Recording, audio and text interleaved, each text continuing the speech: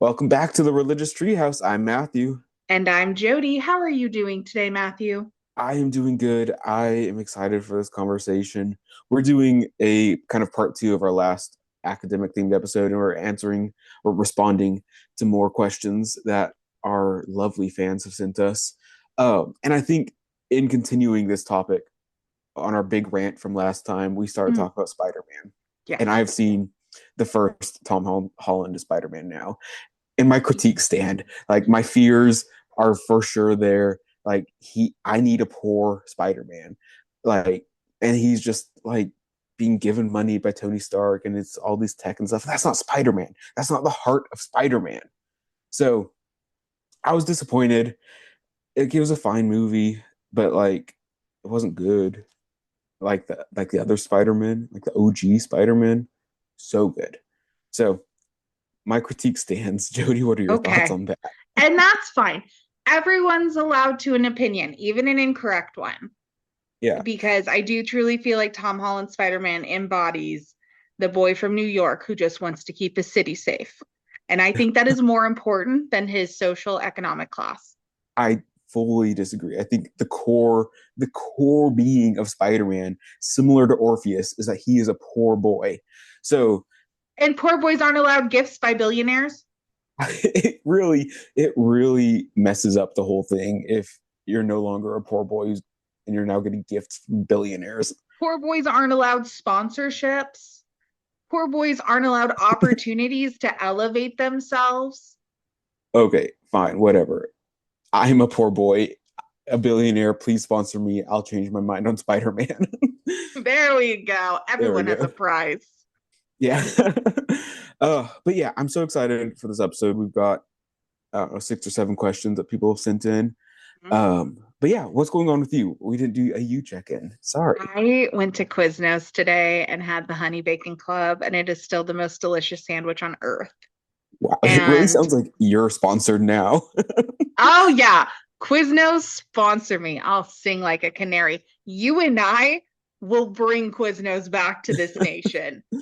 one shop at a time, because it is truly the best sandwich. It is way better than Subway. How Subway has survived while Quiznos has deteriorated blows my mind, because they have better bread, they have better ingredients, and it's just a better vibe. Yeah, Also, no new dude named Jared and his weird sure. things. So Right.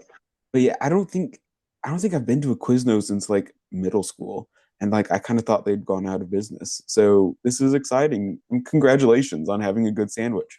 thank you. Actually, two good sandwiches. We got a honey bacon club and a turkey bacon guacamole, which are my two favorite sandwiches. And they And were again, delicious. again, we're not sponsored. Not yet. Not yet. Perfect. All Well, right. congratulations. Thank you. Shall we get into the question, sir? Let's get into it. All right. Matthew, if you had to recommend one translation for someone who wants to get as close as possible to the original meaning, knowing no translation is perfect, which would it be and why? I'm going to assume they mean the Bible, one Yeah, translation of the Bible. yeah, for sure. Um, and this is simultaneously my most favorite and least favorite question to ever be asked. Mhm. Because there's no good answer. I mean, I've got plenty of answers, don't worry. But like anyone who like has any pastor, anyone who has any sort of either true or fake authority regarding the Bible has been asked this question so many times. So like it's an easy one to answer. But at the same time, there's so many better questions to be asked. That being said, the NRSV and most recently the NRSV UE is the academic standard and is traditionally considered like the best translation to use. Like if you have to just choose one that's accessible and easy to look at, go with the NRSVUE. It's a go-to. It's safe.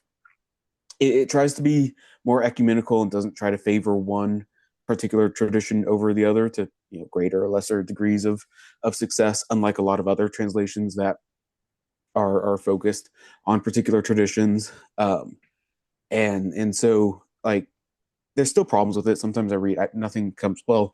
One thing comes to the top of my mind, but a lot of times translations will be very focused for their perceived audience, and I'll talk about some that I recommend that are focused for their audience, but the NRSV does a good job at not forcing those ideologies onto the translation. It still does to some extent, don't get me wrong, but it does a better job than other translations. And every translation has to do that. That's just a fact of translation. That's how translation works. One of the biggest critiques that the NRSV gets, especially by a lot of conservative Christians, is that it uses gender inclusive language. So, like where the Hebrew or Greek uses a masculine word to like speak generally about someone, when it's like clearly intended to just being directed to a general audience or to whoever, the NRSV translates it as a general neutral word. Um, and this upsets a lot of Christians who have vested interest in keeping male power structures in line. So that upsets a lot of people. And so it's hard to translate because Hebrew and Greek is a gendered language.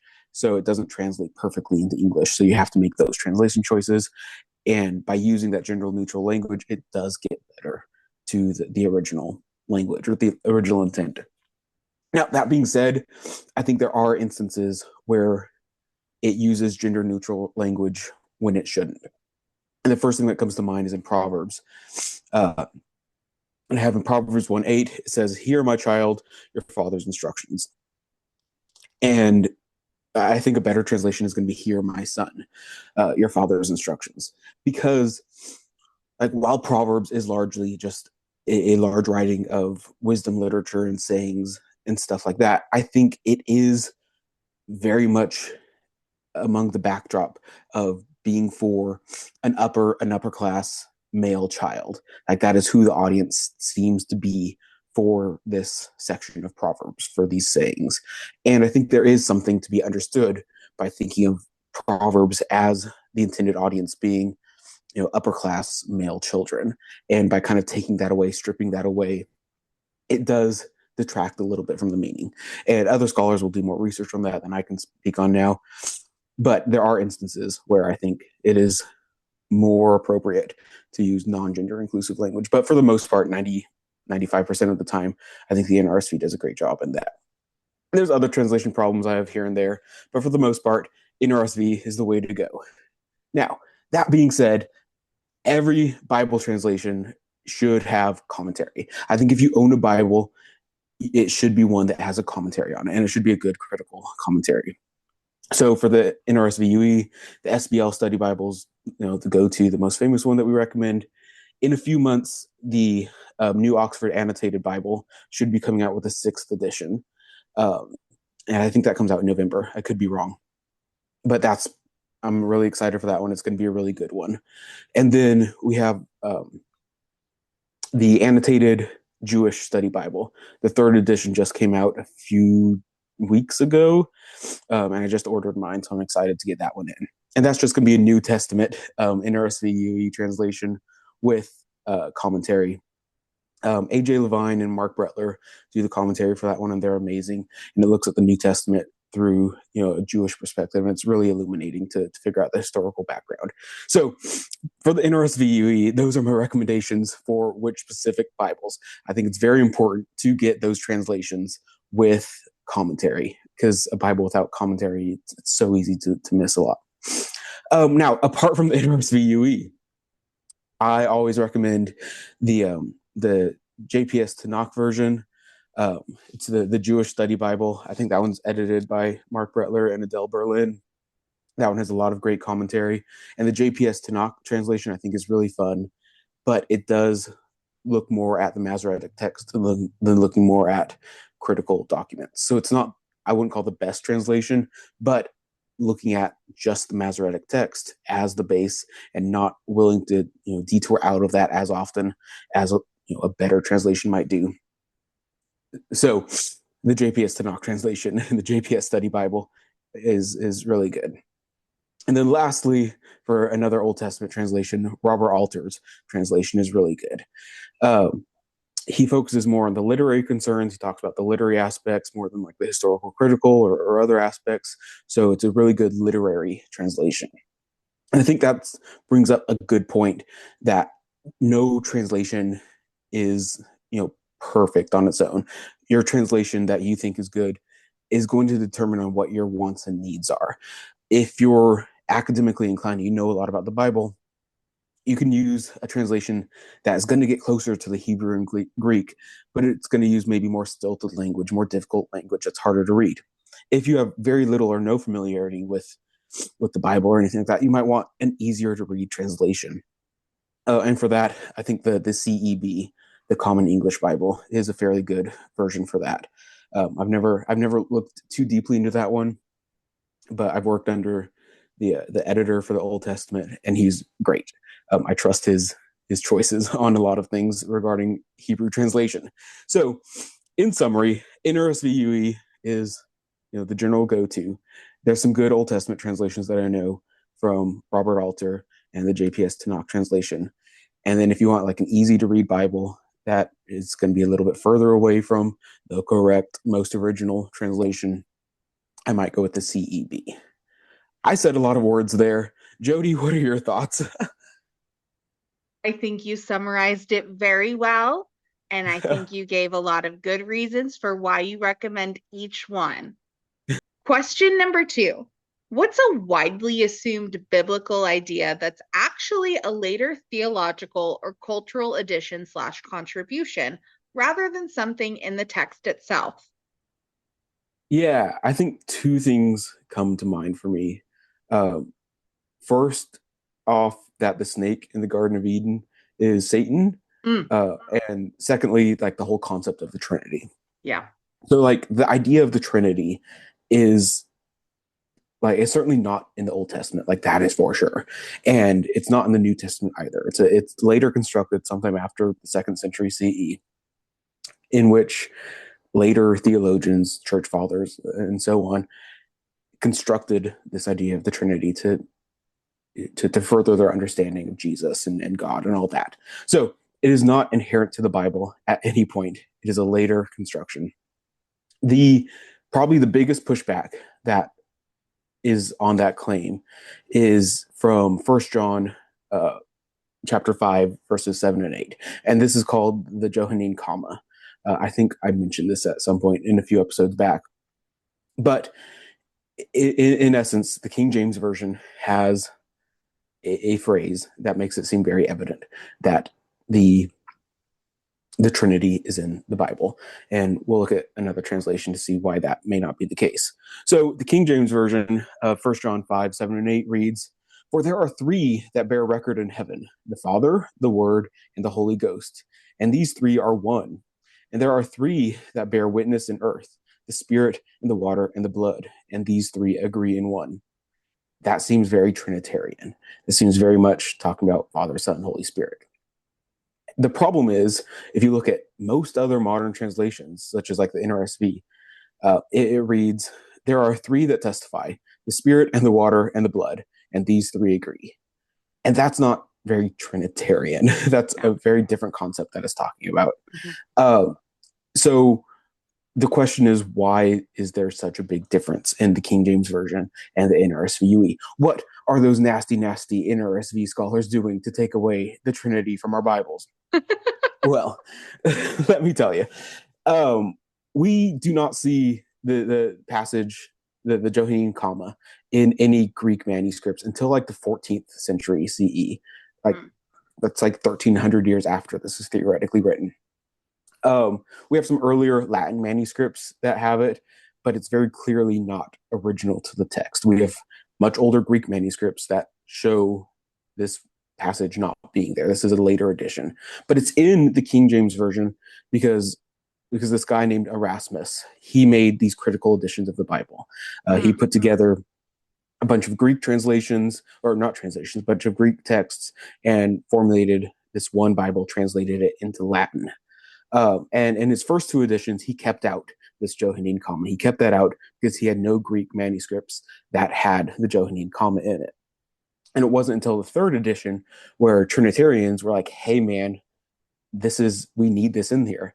And he's like, it's not in the manuscript. So they said, here's a manuscript where it's there. And it seems pretty clear to modern scholars that this manuscript was produced and made for the sole purpose of Erasmus including this into his Textus Receptus.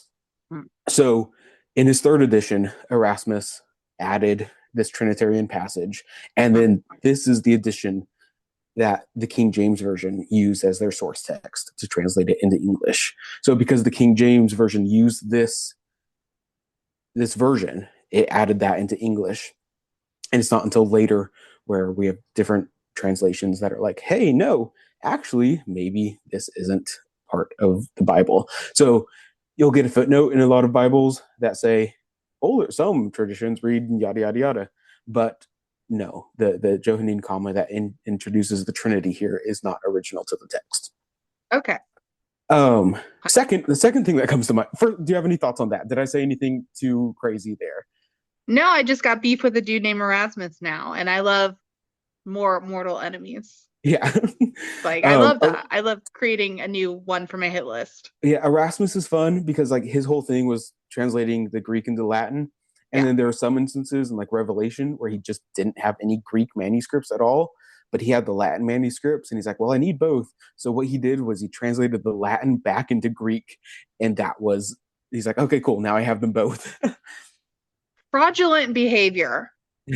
My He had to goodness. do what he had to do. Oh yeah, you had to do what you had to do. Let's think about the consequences. We're living in them. Okay. And the second thing. The second thing, which will be faster, I promise, You're is that in the Garden of Eden, we have the snake, very yeah. famously the snake, who's like, "Hey Eve, Mm-hmm. eat this fruit," and then everyone's like, if you read that, you're like, "Oh yeah, that's Satan. Satan's the snake." But at no point in the text is the snake referenced as the Satan figure. Mm-hmm. Like it's just not there. Yeah. It's later Christian interpretations that force us to read it that way. We're so accustomed to thinking of the snake as Satan that when we read the text, it just feels like second nature that this snake is Satan, but it's not. And the reason that this is probably so influential in Christian culture is because in Revelation, there's a passage that is mentioning this great snake of ancient days, like this old ancient snake. And people are like, oh, yes, of course. And that's being paralleled with the Satan figure.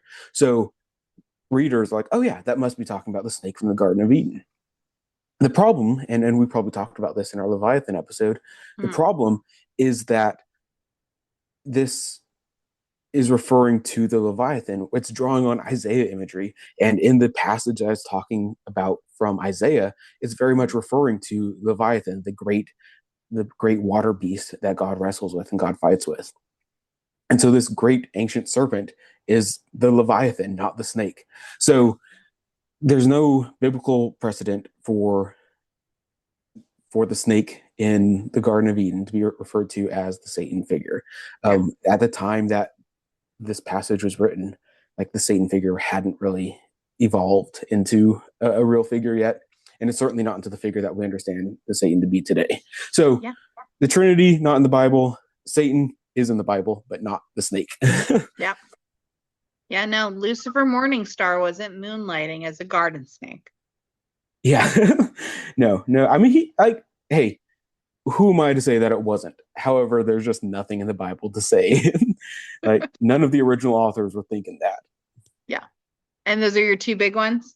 Those are my two big ones, the things that come straight to mind. I'm sure Yeah. there's so many other things, but those are the two big important ones that are like Mm-hmm. flashing lights. Hey, these are later interpretations, not in Yeah. the text. Those were the only two I could think of. So my answer is ditto. Yeah. Perfect. All right, what's next? Question number 3. If you could spend time with any religious community, past or present, to study them in a totally ethical way, which would you choose and why? Yeah, I mean, it's hard. What a hard question. Um, like I don't have any training in like anthropology, so like this is not my specialty. That being said, I've been reading on the Dead Sea Scrolls a bit lately, Mm-hmm. so it'd be fun to hang out with the community at Qumran just Mm-hmm. to be like, hey, are you guys actually connected to these Dead Sea Scrolls? are you guys Essenes? Like, what's the buzz? What's going on? I think that would be fun to learn Yeah. about. Um, I mean, would it be easier to like hang out with like the communities that like wrote the Bible? Sure. But I like a little bit of distance there. I still want a mystery. I still want some mystery. Oh yeah, sure. Yeah. And I think there's a great book by Tanya Luhrmann about witchcraft in London, and she just hung Mm, out with a bunch of witches in London in like the '90s, I think. And I think that seems like a lot of fun, like to hang out with some like modern witches. That would be cool. yeah. And then like Scientology is like a famous one.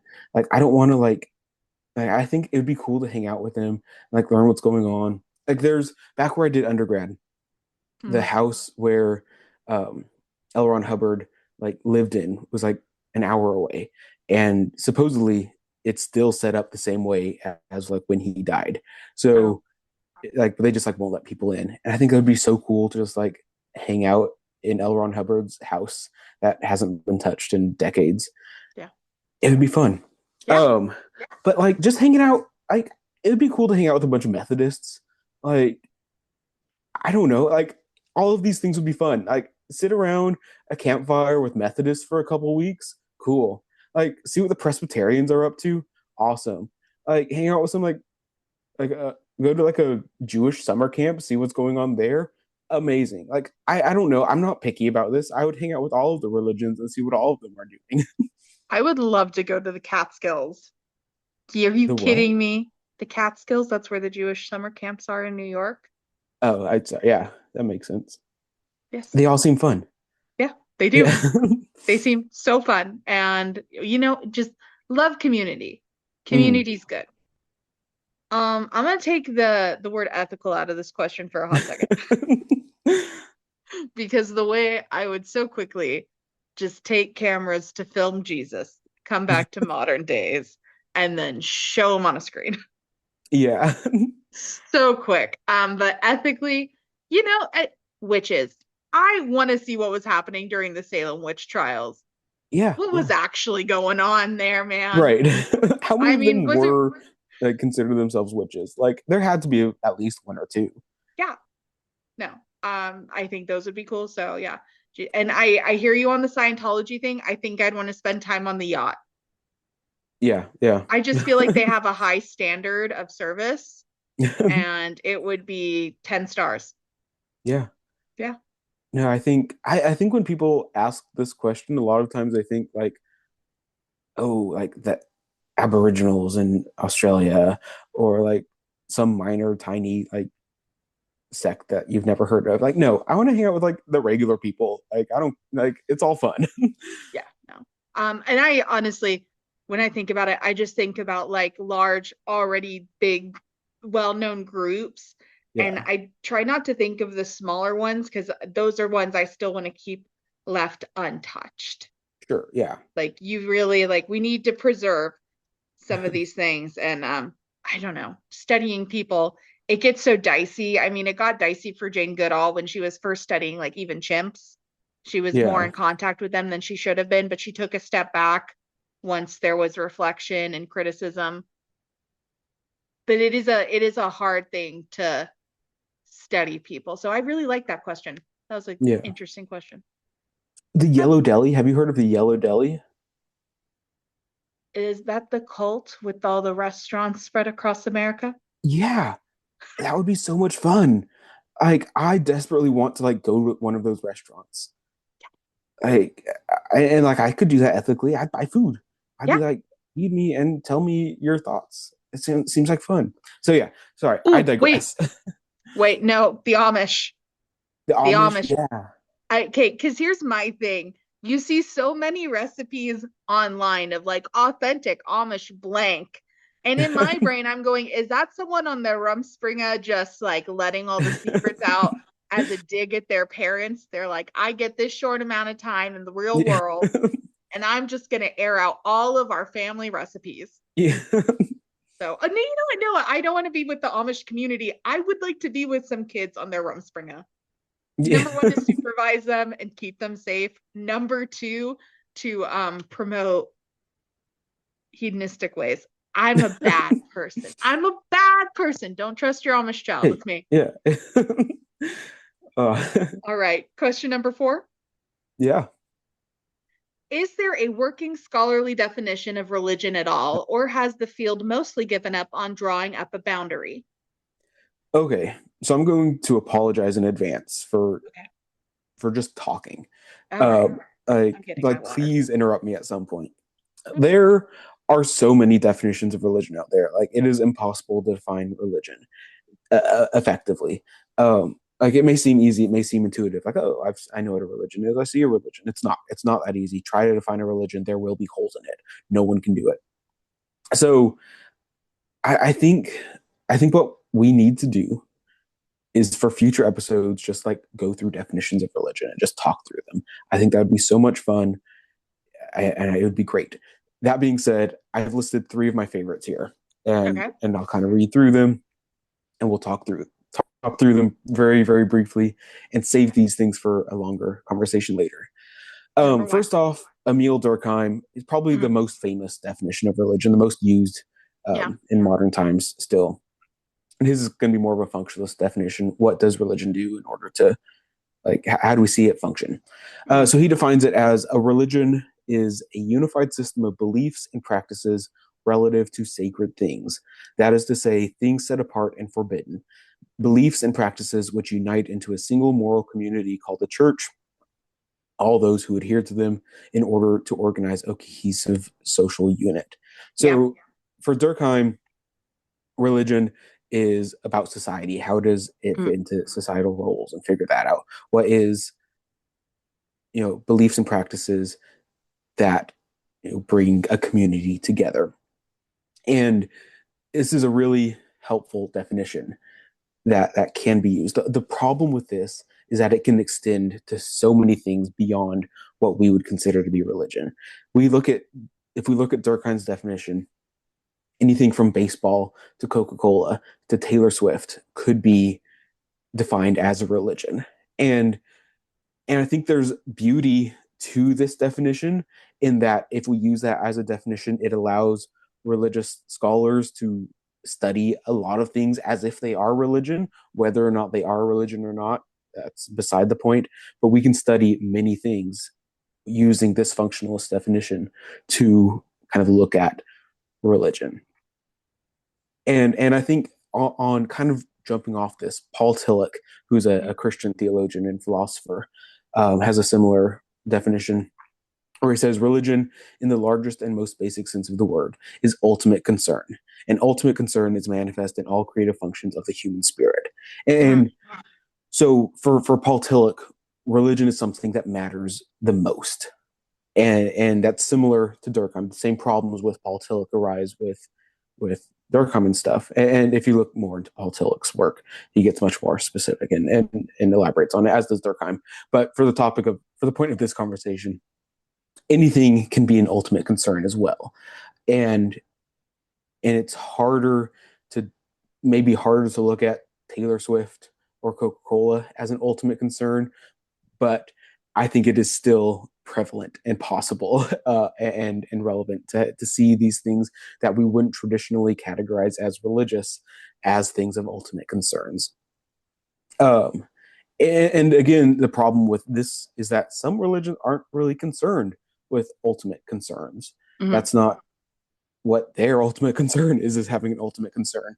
So like some forms of East Asian religions, for example, are focused far more on doing things, practicing the right things to do, and don't really concern themselves with ideas or concerns, for example. So I'm getting a little nitpicky there, but yeah. it's hard to define religion. Mm. Um, yeah, before I go into my last tiny little discussion on this, do you have any thoughts on that? Stop triggering me with Taylor Swift. Yeah. Because well, I'm like, she didn't ask anyone to worship her, but neither did Jesus. So, yeah, and I think there's films that do this um that bring in society in a way that's engulfing and creates morals or social units. There's so many things that do this, and that's why so many things can feel religious, even if we wouldn't define them as religious. Yeah. No, the Eras tour definitely felt like you were inside a mega Yeah, church, yeah, yeah, feeling emotional. So, yeah, and that's yeah. So there's a lot to be said there, but yeah. I think one of the main problems with all of these definitions of religion Hmm. is that they always tend to have a tinge of Christianity to them. So many Like, of these definitions are these Western definitions have a tinge of Christianity that it's very rare that you get a definition of Christianity where Christianity doesn't very clearly fit. yeah. You have to look at Buddhism or other world religions or other minor religions to be like, Hmm. maybe that doesn't fit. Yeah. And because it's so hard to define religion, Jonathan Z. Smith kind of defines religion as a scholarly discourse. Um, he says religion is a second order generic concept that plays the same role in establishing a disciplinary horizon that a concept such as language plays in linguistics or culture plays in anthropology. There can be no disciplined study of religion without such a horizon. Um, that is a lot of words, complicated to understand, but Yeah. I think he says it better in his book Imagining Religion, Hmm. where he says, while there is a staggering amount of data, phenomena, um, of human experiences and expressions that might be characterized in one culture or another by one criterion or another as religion, there is no data for religion. Religion is solely the creation of the scholar's study. It is created for the scholar's analytic purposes by his imaginative acts of comparison and generalization. Religion has no existence apart from the academy. Hmm. And I think that boils down to a lot. Religion is a created term. We have created this term in the academy as a way of thinking, as a way of doing, as a way of categorizing things Hmm. that non-Western cultures don't necessarily have. Yeah. And so because we've centralized religion as this idea that it surely must exist somewhere, it must exist out in nature, making a definition for it is impossible. And now, Yeah. one of the problems with his definition that we have here is that it doesn't define anything. It Yeah. says the definition of religion is, well, not one. We just kind of have it. So Yeah. there's a lot of different ways to define religion. Like you can look at like tic tac toe and football. Hmm. Like those two things have nothing in common, but they're both games. Yeah. So a similar way to define religion and see what family resemblances do they have. How Hmm. can tic tac toe and football both be considered games, just as how can Buddhism and Christianity both be religions? Yeah. So, what family resemblances do they have? So, there's a ton of different ways to define religion. I barely touched the surface on any of these, but there's a lot to be said there. Yeah. Definitely. I don't know. That was a doozy of a question to think on because it's Yeah. like, yeah, how do you define religion? Because you're right, I would define it in a Christian leaning way because of ethnocentrism and the fact that the Western expansion was highly influenced and propelled by Mhm. Christian ideology and thinking. So, yeah. Yeah, I think you did good. This is outside of my wheelhouse. Yeah. It's a thinker, that's for sure. It's a thinker. If you like have a definition of religion, that's good. It is helpful for you to categorize things. But if you think your definition of religion is the end all be all, you're wrong. Yeah, no. No, because there's so much of the world outside of little old you. Are we Yeah, ready for question 5? I guess, yeah. What's a scholarly finding you think a general audience would genuinely let me start over. Question 5. What's a scholarly finding you think a general audience would find it genuinely destabilizing if it were more widely known? I don't think there is one. Mm, I think there's a few ways I can go about this. I think first, religions have a way of adapting, whether by shifting theologies or sidestepping or just ignoring or reinterpreting things. Like I don't think there's anything that would really destabilize a religion. I think on our episode of When Prophecy Fails of the Secret Movement, episode 22, I Mm, think kind of shows that, where prophecy fails and they just reinterpret. Like, oh, okay, this is a way to think about it. It's always been this way. yeah. So I don't think there's a fact that could be destabilizing. Yeah. Uh, I think if we found a writing by Jesus, we say, oh, Jesus wrote this down, and Jesus wrote, I am not God. I think I don't think that would do anything to Christianity. I think Christianity would still flourish and do its thing. Yeah. Um, so I don't think there's anything that would destabilize a religion. But I also fear that this question kind of assumes that there's like the religious elite out there hiding information so that masses don't find out, and that can lead to conspiracy theories. Um, but I think apathy and ignorance are much more to blame for these, religious findings not being known. Like scholars want people to know these things. Like we desperately want people to learn about this stuff. Like that is why scholars do their things, because they think it's important and they want more people to learn about them. Yeah. So but it's hard because people don't want to learn and don't want to challenge their previously held beliefs. It's much easier and much less destabilizing to just have a singular trusted source, Mm, often in Christianity, often a pastor, say, this mm, is the truth. We don't have to think about it, and we're set. yep. And it's easy for pastors to understand that as well.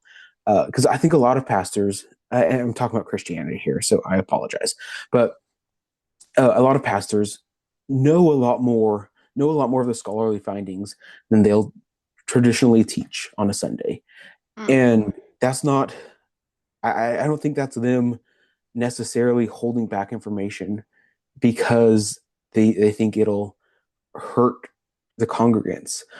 Rather, I think congregants don't want to hear it, and it just would cause pushback and trouble for pastors to do that. So if you hold into that idea of religious scholarship that they're being genuinely destabilizing things, I think there's a way to work through everything. yeah. But I don't think people want to. Now, that being said, I think if Christians understood that the Bible was more of a document rather, and that, like, there's so many translation choices and stuff, as Mm, opposed to like this idea that the Bible just like dropped down from heaven, and like they really wrestle with the fact that like the Bible is written and constructed, I think that is really confusing to people who haven't ever been introduced to it. And I think that's why there's a lot of pushback to scholarly work. Because with a lot of scholarly and critical scholarship, there's a lot of assumptions that we just start with, like the fact that the books of the Bible have many different sources. Like Genesis is made up of different sources. Like all of the scholars, all of the critical scholars agree on that. There's going to be disagreements on the nitty gritty details of it, and every scholar thinks that the different authors of the Bible have different perceptions of God. There's going to be disagreements on what those different perceptions are, but there's so many of these just basic things that scholars don't argue about. It's just like, yeah, this is part of the conversation that we're having. And because there's no curiosity, there's no willingness to learn more from a large majority of members of a religion, these very basic things that happen in scholarship are seen as scary and distant, and they don't know how to deal with them. They can, like, once they learn about them, like they very clearly and easily can, but I think it's a very threatening and scary thing to first start learning about it. well, yes, because life itself is a scary thing. So to be given a Yeah. book from the heavens that tells you exactly how to live, to have a manual on how to live your life and be morally superior to other people is a very easy thing to accept Mm-hmm. and to just live your life with. Yeah. And having sat in a service where scholars were besmirched and belittled, like it is a threat to that system because it does open up to more questions. People want to think life is very simple. Yeah. Okay, like this world is already crazy enough without having to look outside one's preconceived previously held beliefs. Mm-hmm. So yeah, I do think it could be destabilizing for people to get educated, but I agree with you that there's no like one singular fact that like would take down the system. Yeah. Like if they found out Jesus smashed, like I think they'd be fine and things Yeah. like that. Like mental, I don't want to say the words mental gymnastics, but you like justifying things like, oh, well, this happened because Yeah. of this, you know? Well, yeah, and that happens all the time. Like Yeah. mental gymnastics is very common, especially in like fundamentalism, Mhm. where you have to like jump through these loops and go upside down and read only on Tuesdays in order to understand something the correct way. And it's just ludicrous and doesn't have any merit. Apart from that, apart from blaming this all on members of religions that don't want to learn more, I think there is a problem in scholarship. There's a serious problem in scholarship Mm. in that scholars do not have the ability to talk to the regular person. They Mm. do not have the words, the lexicon to communicate effectively to the uninitiated. Yeah. And I think that's another thing that causes fear and scariness. And there are scholars out there that are trying to bridge that gap between scholarship and popular scholarship. Yeah. And that's partially like what we're trying to do here as well. That's largely what we're trying to do here as well, to greater or lesser degrees of success. But I do think the blame can't be all on the members of the religion. The blame also has to be on the scholars who do not know how to communicate their thoughts in an easy to access way. And I'm so glad you brought that up because now that brings my rant on the scholars. Because you're right. Because number one, approaching a scholar on the Bible, if and we're just gonna focus on Christianity since that's Yeah, the lens I can see through. Approaching a scholar of the Bible is intimidating because at that point, if you're doing that, you recognize someone knows more than you. yeah, I have not come across very many well, because of you, I've come across some really good biblical scholars, mostly mhm, women, who don't yeah, come across as pompous mhm, and patronizing. yeah, That being said, there is a large amount of male religious scholars, and it's an intimidating thing. Number one, it's an intimidating thing to think that you have to deconstruct and then reconstruct your beliefs on new information, but then to also engage in a conversation with people who are using words you're not familiar with, terms you're not familiar with, and it just feels insurmountable. yeah, So there needs to be, and I know simplifying things isn't something the religious scholarship community likes because it isn't yeah, simple, yeah, but unfortunately, that's sometimes what people need. You need a Veggie Tales. You need a yeah. Veggie Tales of religious scholarship. I'm sorry. I think that's what we It- should take away from this. There needs to be an easier introduction for people because the rebuilding of one's faith is so hard.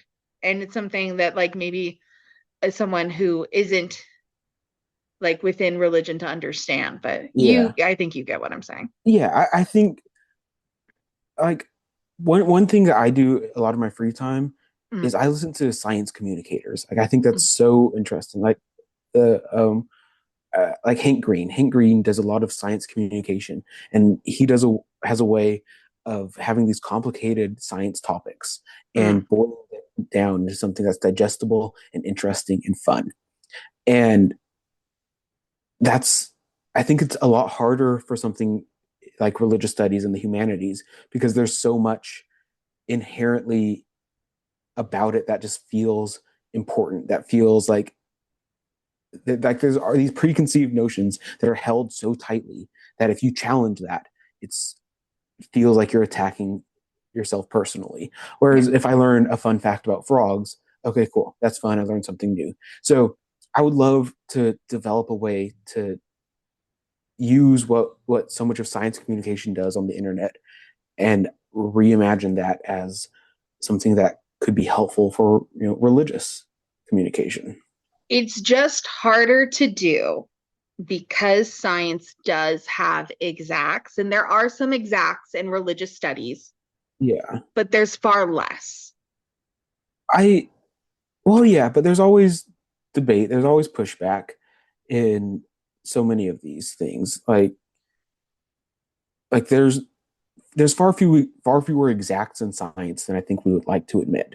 There's always dissenting scholarship. Well, for like, the complicated stuff, for like, Yeah. gravity works, planets are out there, all that basic stuff Yeah. are assumed and easy. But if you like ask the complicated questions, like I don't know science stuff. Like, why are teeth the shape that they are? Like, I'm sure we know 99% why teeth are the shape that they are. But like, if you get into like the nitty gritty details, there's going to be dissenting views here or there. And I think the same is true in religious scholarship, and finding a way to communicate, what most scholars find to be true, and then also highlighting the little things here and there. I don't know, like the Dead Sea Scrolls. Like, it's so commonly believed that the Essenes wrote the Dead Sea Scrolls, or are responsible for the Dead Sea Scrolls. Mm. And but there's like so many dissenting views. Like, maybe the Essenes weren't part of it. Maybe the Qumran community wasn't part of the Dead Sea Scrolls. And I'm using technical language here, sorry. Yeah. But like, there are so many different ways of packaging religion and presenting it. It's just hard. And I don't even know what the original question was, but like, it's it's fascinating. The original question was scholarly if we would things would find this a finding people would find destabilizing, but then we Oh moved on to how to package religious scholarship in a way that's yeah. similar to science. And what sent you off on that was me saying that I think it is harder. I think it's harder to do Yeah. with Yeah. religious scholarship because Yeah. there are so many dissenting voices. Because you had brought up like learning a fun fact about a frog. Like, I don't think there's a lot of dissenting opinions on a fun fact about a frog, where there's Sure. going to be a lot of dissenting opinions on the Dead Sea Scrolls. Right. And you Right. have to be mindful of that when engaging in conversation and teaching people.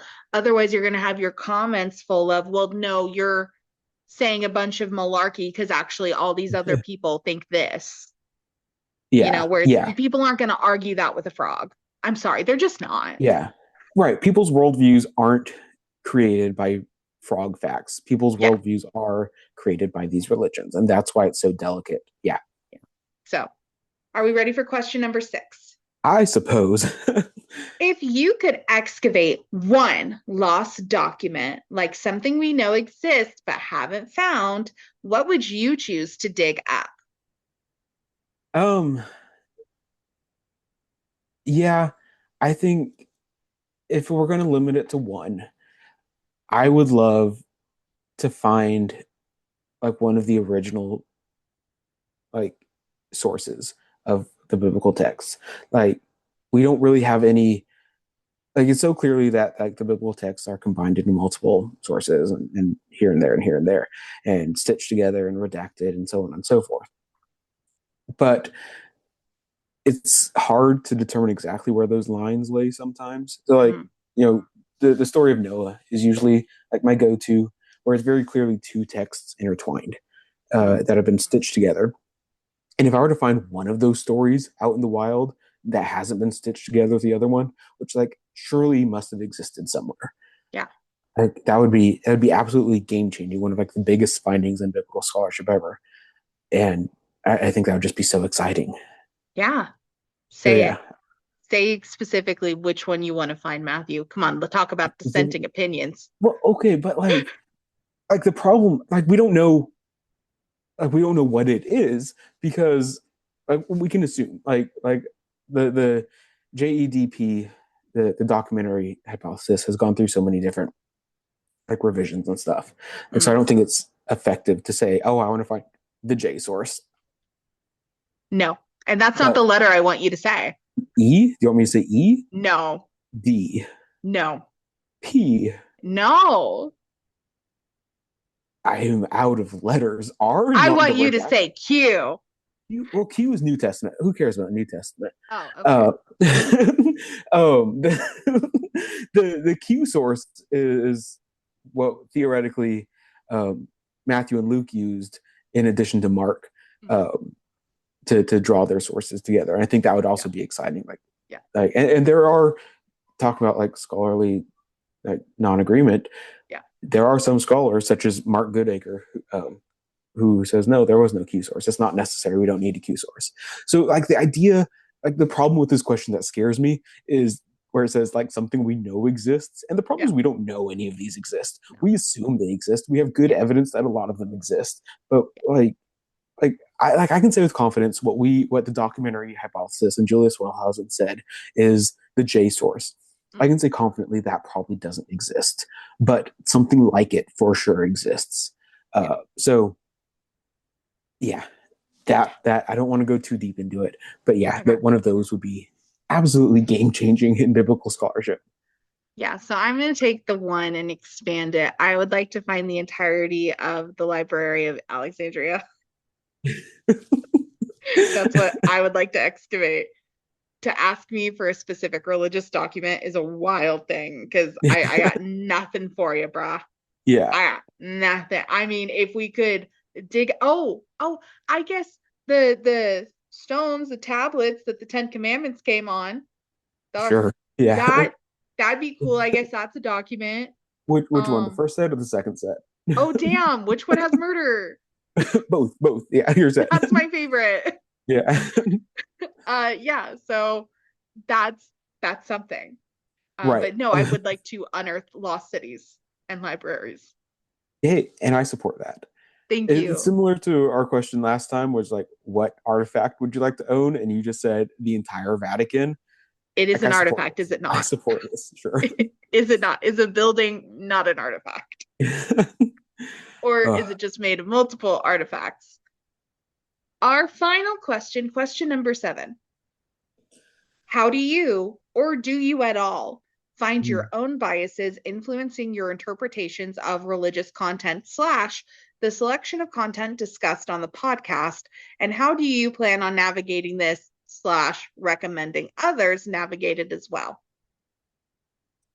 yeah, I fear that we're going over our allotted time, so I'm going to try to answer this one quickly. Um, but like my personal passions obviously lie with biblical scholarship, Mm-hmm. and I use historical critical methods, textual criticism, source criticism, stuff like that, and that those are my passions. That's what I'm going to look at the first thing when I'm assessing a text. And I also like existentialism, wealth inequality. That's a big thing. I'll look at a text like, oh, this is interesting in how it analyzes wealth disparity between two or more different groups. I think that's fascinating. It's one of the first things that I'll look at. And then I have to be very intentional about looking at other perspectives. And I love looking at feminist perspectives, queer perspectives, liberation theologies, Black perspectives, and so on.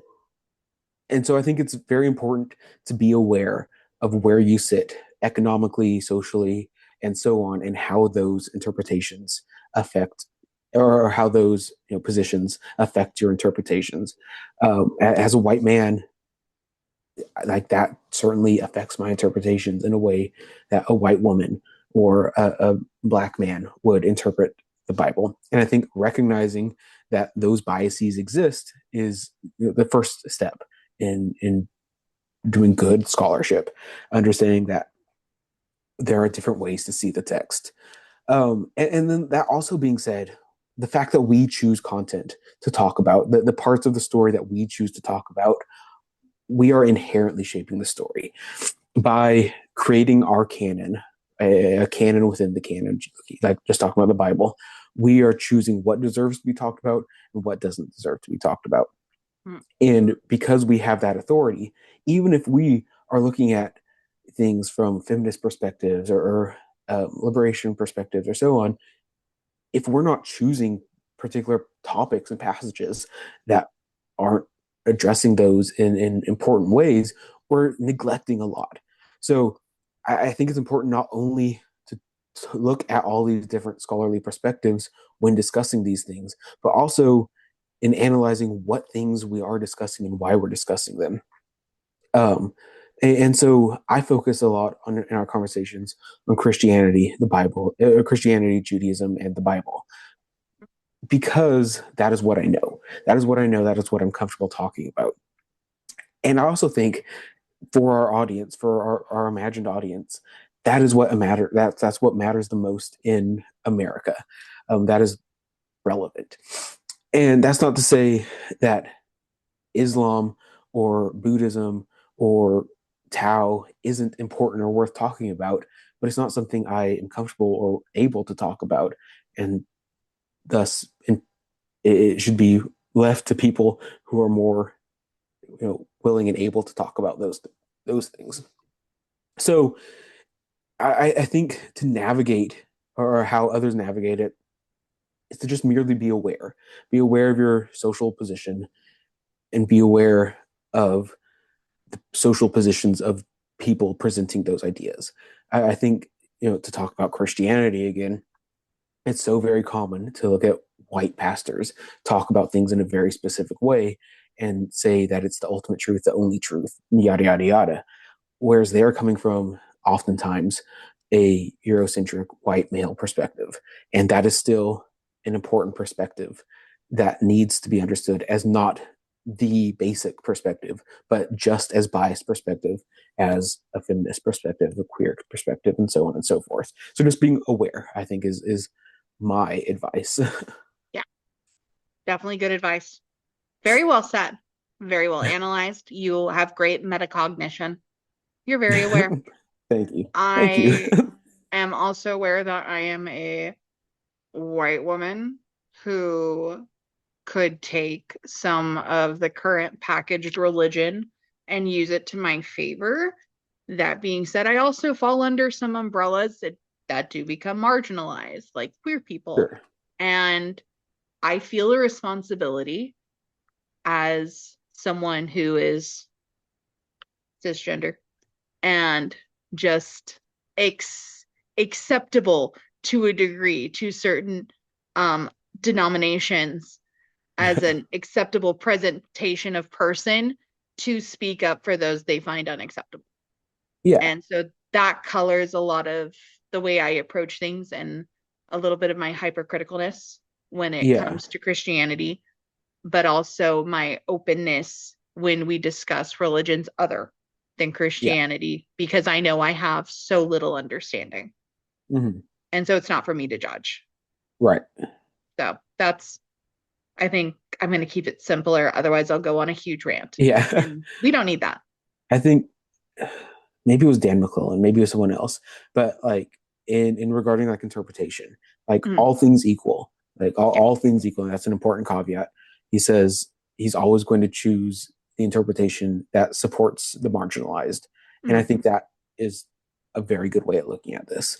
Yeah. Like all things equal, like, support the marginalized if all Yeah. things else are equal. And I think that's a good way at understanding this. Yep. Whew. So that's Okay. been part two. Has been part two. That went longer than I suspected it would, but here we are. Thank you all for listening. I had such a good time talking about this, and I'm sorry for Mm. all the rants that I went on. We He talked thought he about had nothing to say. before this episode started. I was like, "All right, Jodie, I'm going to need you to talk about stuff because I don't have enough things to say." And boy, did I have a lot of things to say. So, Liar. but yeah, thank you all for listening. Find us on all of the social medias, TikTok, Instagram, Blue Sky, Facebook, YouTube, Spotify, Amazon Music, Apple Music, all the stuff. You know what the social media is like nowadays. And email us at theriligioustreehouse@gmail.com. We've got our links and stuff in the show notes. I don't know if you guys know that, but we have them every time, I think, for the most part. If not, Yes. yeah, yeah. And yeah, share this episode with someone who, oh my goodness, I don't have one off the top of my head today. Um, Share share this this, so share this episode with um your favorite Trinitarian. I'm looking at my notes. What did we talk about that's relevant? crazy. Hey, share this with the person closest to you on your right. I was going to say, share this with the person most likely to make a mockumentary of the disciples. Yeah. Well, no, they made one. They have no, they made one of Moses. I haven't seen it, Yes, but yeah. that one's Anyways, funny. thank you all for listening. Have a great rest of your day or rest of your night, whenever. Have a good one. Bye. Bye. You need to give the Yeah, second Spider-Man movie a chance. It gets better, I promise. I heard good things about the latest one, like the one Yeah, that just came out. I haven't Um, seen it yet. Yeah, neither have I. So like I'm hoping it gets better. I But think you will enjoy the third one the most, since that one does have Andrew Garfield and Tobey Maguire. yeah, that's what you were saying. And Yeah, we love the Garth and we love the Tobe. we love the Garf.